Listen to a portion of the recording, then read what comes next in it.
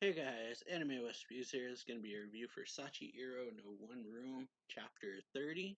And yeah, this chapter picks up immediately after where the last one left off. And just gotta say, I kind of really feel bad for Sachi. So yeah, picks up immediately where it left him. The last chapter left off with the detective guy showing up, saying that he is moving in next door to them, but obviously they don't know who he is. They just Mister just calls him like a kid or asks if his parents are at work.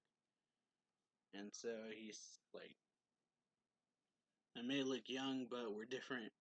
That different in age. And he's like, oh, pardon me.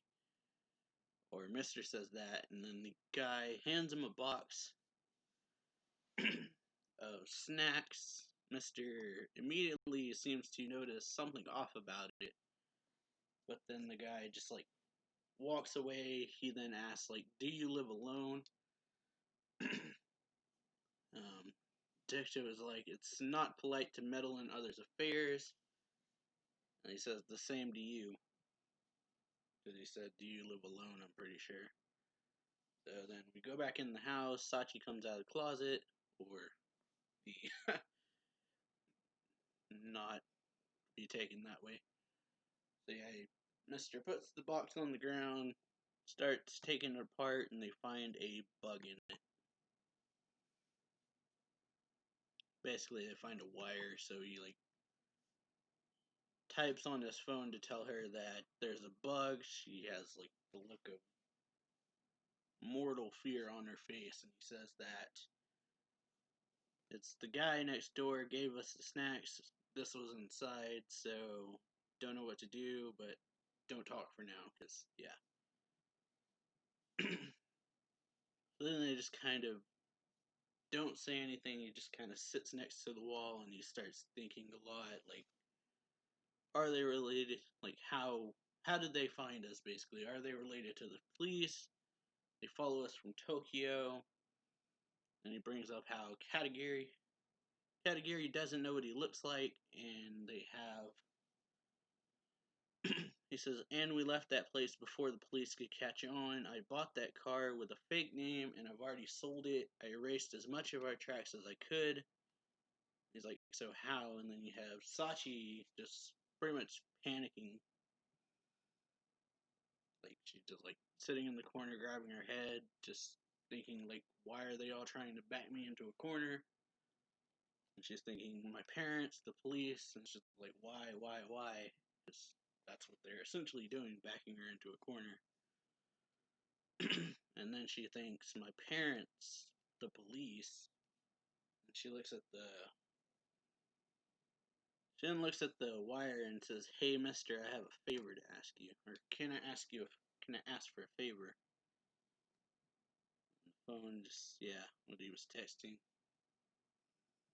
So she seems to have had an idea, and then we go over to the detective and hear what she was saying, and he's like, I knew it, it's her. And then his partner's just trying to jump up and rush over there, be like, we need to go now, and he's like, wait, calm down. But the partner's like, they'll run if they discover the bug, and he's like, Matsubase is like, they already know.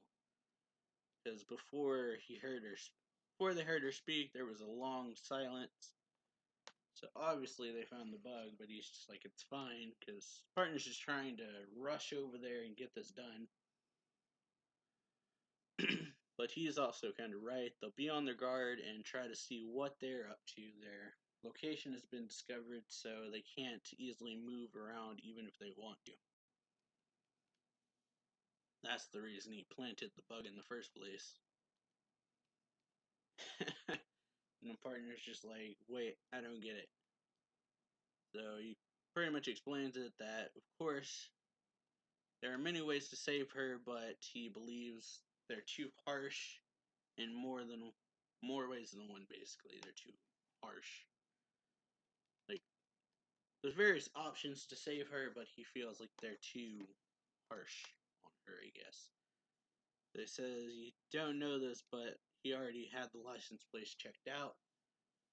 And he's like, this would never get resolved if he didn't do it.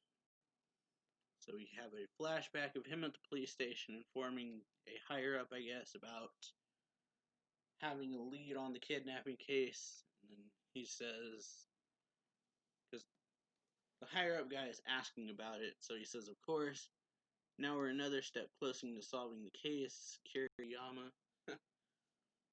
And then he's thinking, that being said, it's just a list of apartments I checked out last time. But yeah, then thinking he feels bad for Kiriyama, but he can't let the police get ahead of them. So what the detective is thinking, and he says, let me see here, and then he takes it away and says, in return, there's a license number I need checked out. It's for an affair case he's working on. He says, the other guy, Kiriyama, tries to say, now's not the time for that. So he starts playing up the waterworks, being like, if I fail that case, I'll be living on peanuts this month. If you insist on turning me away, then I'll spill all the police's dirty secrets to the press. So yeah, Kiriyama just kind of like, fine, I'll do it. So yeah, he's like, thanks, Chief. Don't want to. And Chief was like, I don't want to hear that from my predecessor. Are you mocking me? And then he asks, hey, is that really for an affair case? And then you see him kind of make like a flat kind of face, like a blank face. And then he just says, yes, why? So the chief just sighs and then laughs a bit and says, right, it's you we're talking about. So I just, when we're back in the present, his partner is saying his name. And Matsubasa is just like, oh yeah, don't worry about it. I was just thinking about some stuff. So clearly that case seems to be more personal, I would say. The other case that he's working on, I feel like is more of a personal case, and say his partner's just like, can you fill me in now? So he starts to explain stuff, like he says, he'll start with the license number. You found out that he sold the car in this town, which is a good thing. And then his partner asks, yes, but why didn't that masked man just abandon the car? And he says, because that'd get reported if he did that. Even if he went out of his way to buy a used car, no one would bat an eye. So, yeah, true. So for him, it was smooth sailing as soon as they found out where the car was. Yeah, essentially, as soon as he found out where the car was at or located, as long as he's with XXX, he can't take her to public trains or can't take her on like public things. So there's a high likelihood they would be hiding here. He says they're out in the countryside after all. We're lucky that the realtor lady remembered his face. And he says, even so, we didn't need to move in next door. That's what the partner says. On the same day, Matsubase tells him to calm down. And he says, I think they'll leave even sooner than you expected. And so, yeah, then he starts piecing stuff together. Like, he's like, Mister, huh? Even after listening in on them with the bug, I guess, what it meant to say. Didn't seem like she wanted to ask for help. Judging by the tone of her voice, she wasn't scared of her kidnap, nor was she licking his boots. And yeah, he says about Katagiri's testimony about how XXX and her kidnapper were in it together. And what the snack owner, or the owner of the snack shop said, and the feeling he got when they moved, he's like, something about those bugged him. There's also her mother. She was abusing XXX. There's no doubt about it. That's why the deeper he digs into this case, the more unsettling it is for him. So he's like, I can only hope things won't go the way he predicts. So if XXX and her kidnapper, or Sachi and Mr. are really in cahoots, then everything would make sense. And then he like puts his hand to his head and says, "But if so, whether it be me trying to save Sachi or something else, it would seem like I would seem like the second coming of Katagiri, which he essentially is. To them, he is permanent nuisance, like what he's saying here.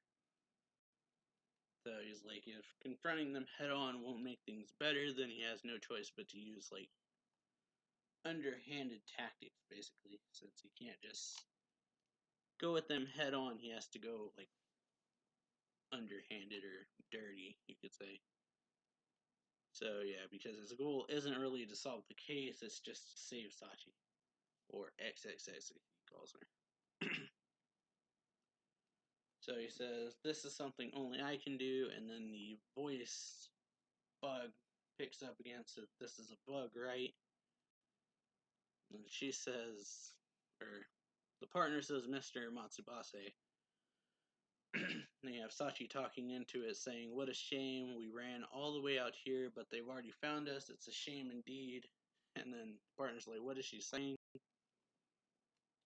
And then Sachi saying, "Sure, this world, there's nowhere else we can run to. Right, mister. Sorry, I know. I just said that I just said I wanted to continue," and then someone says, "It's fine." And then it says, "The game ends here." And so, technically, the game, and it says, "So," you know, Sachi saying, "Shall we kill ourselves now?" That essentially was the game they were playing, was that if they get caught, they're going to die together, though we know, pretty sure that was a lie from what I remember. And it looks like they're outside now from what was shown, so they're probably leaving already. But yeah, overall, thought it was a pretty good chapter. Really interested to see how this is going to turn out. Because, yeah, like the detective said, he pretty much is like their enemy or a nuisance. Same as the teacher guy from a while ago. But yeah, if you enjoyed enjoyed the review, be sure to leave a like, comment down below, subscribe for more anime reactions and reviews, as well as manga reviews. Links in the description to Patreon and Discord and all that. And yeah, I will see you all later. Yeah, bye.